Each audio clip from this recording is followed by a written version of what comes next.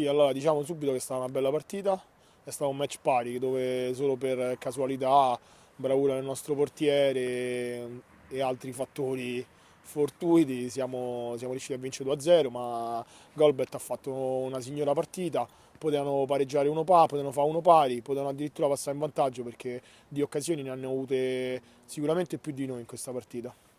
No, io i complimenti a Simone li faccio e come, ma io ormai sono abituato perché lo conosco da 5 anni e quindi sono 5 anni che vedo parate che so fuori dal comune, no, che sono fuori dal comune per gli altri e per lui sono routine.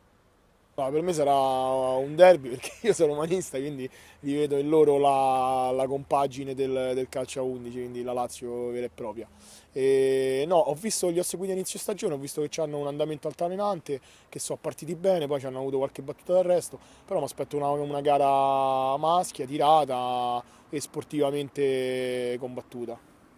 Grazie, in bocca al lupo al presidente Maurizio Giuseppucci.